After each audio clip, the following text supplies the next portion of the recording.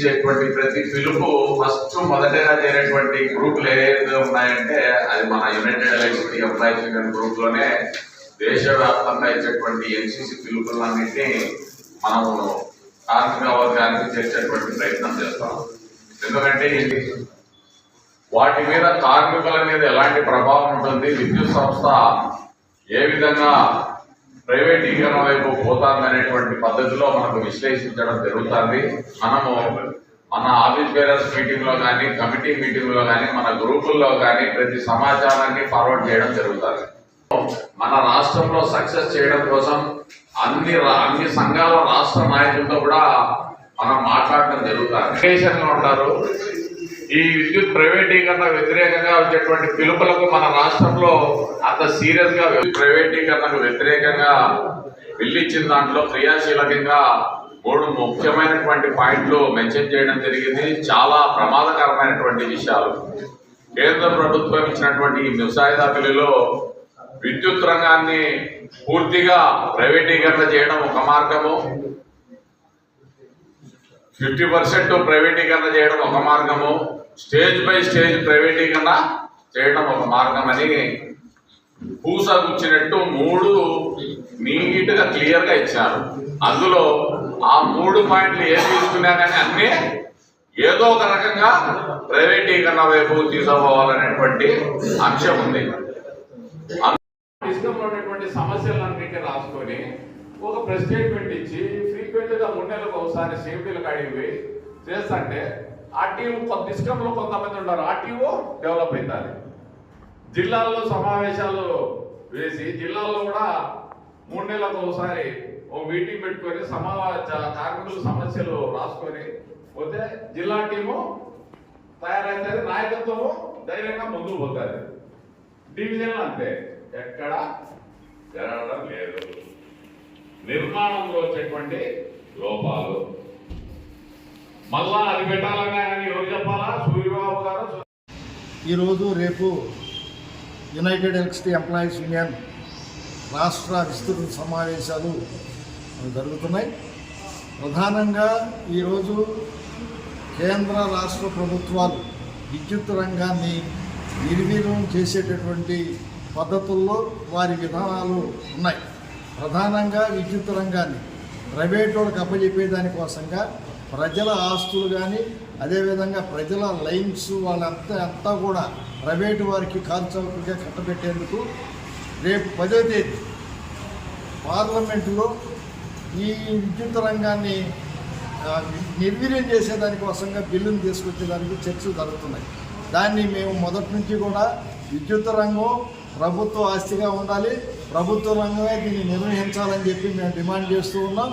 ఎందుకు మేము ప్రభుత్వ రంగంలో ఉండాలంటున్నామంటే కేవలం విద్యుత్ ఉద్యోగులకే కాదు, ఈరోజు ప్రభుత్వ రంగం నుంచి ప్రైవేటు వాళ్ళ చేతులకు వెళ్తే విపరీతంగా విద్యుత్ ఛార్జీలు పెరుగుతాయి.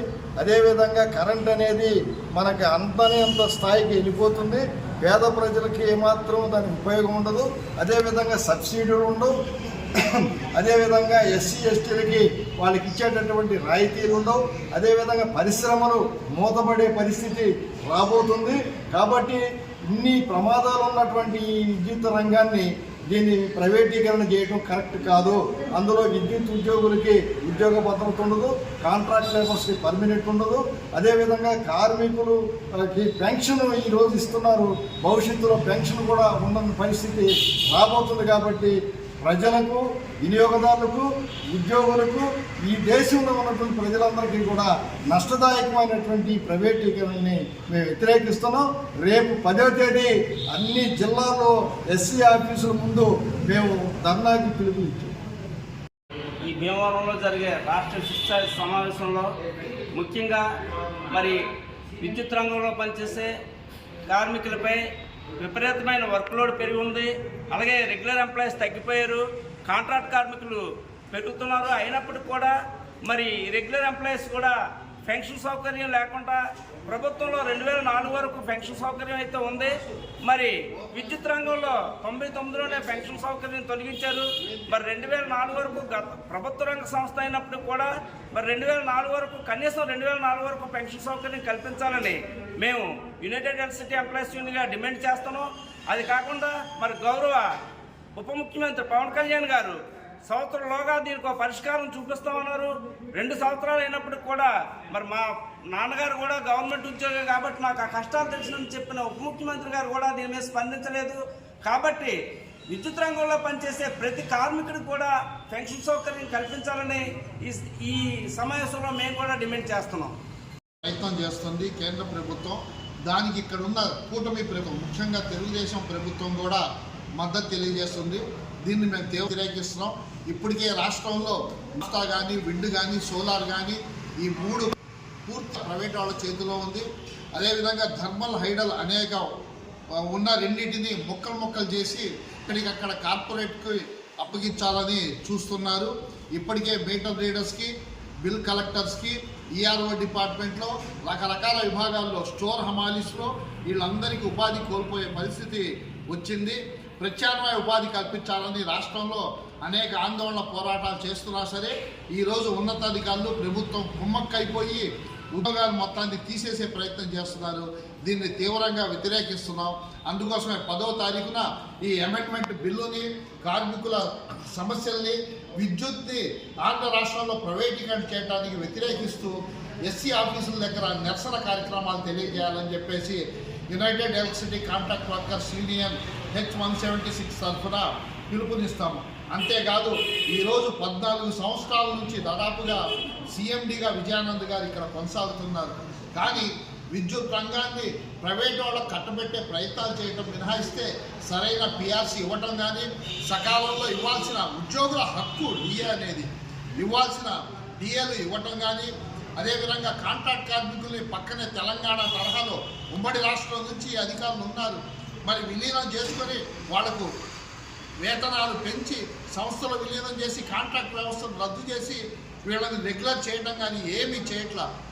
రోజుకు ఆంధ్ర రాష్ట్రంలో విద్యుత్ రంగంలో పనిచేస్తున్న ఉద్యోగులు, ముఖ్యంగా కాంట్రాక్ట్ కార్మికులు, అవుట్సోర్సింగ్ ఉద్యోగుల పరిస్థితి దిగజారిపోతుంది.